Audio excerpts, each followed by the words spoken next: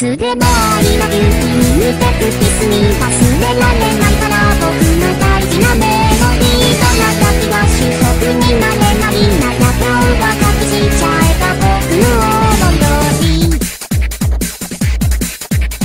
ずっとそばで見てるよバックアップは任せて左から右へとで行こうとかあちこちどちここにいるのバスでまた先でといい加減に小指から見えないと主張しない可愛らしいその可愛い上ごとシャルに触るなんて信じれる方に決まってんじゃんそれでも信じて幸せになるようにねき正しくまずは些細な挨拶とかだI love youいつでもI love youテクキスに忘れられないから僕の大事なメロディー長きが収束になれないなら顔が隠しちゃえば僕の思い通り夢から日々覚めないで覚めないでぬくもり見てないで長さはたっぷりあるからどこくうなずくまた合わせてOkay, so yeah, this is my Miku holographic concert. I guess you can call it home private concert or whatever.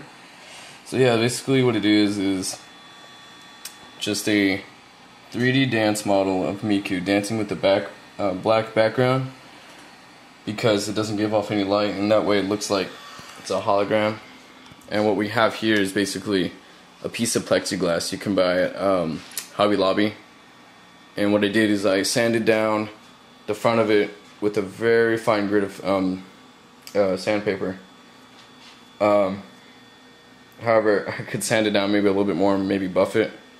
But basically what you want to do is you want to sand down at least one side, if not both. And then you want some kind of support for the foam. And then if you're like me and you have a cheap micro projector, it's like, I don't know, what is it, gigaware? Yeah, gigaware.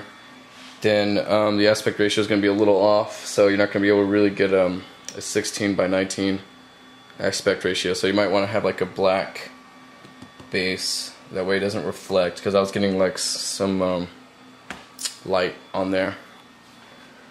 And you know, just center Miku or whoever else, Lena Ren, you know, and yeah, you kind of have a private concert going on, you know, hook up some decent speakers,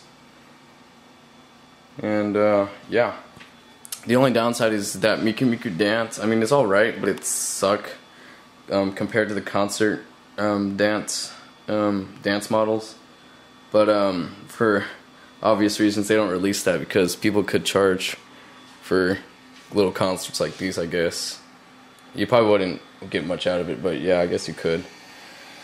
So yeah, just you know, VGA cable, and oh, another important thing is, for instance, let's say you're playing it in VLC.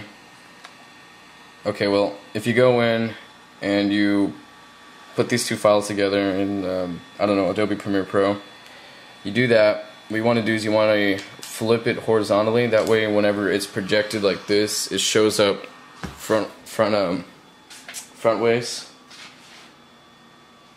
And you can do that, or you can just go into VLC and flip it horizontally. It's in the preferences, and you go to show all, and you go to video, you go to filters, yeah, and you go to transformation and flip horizontally.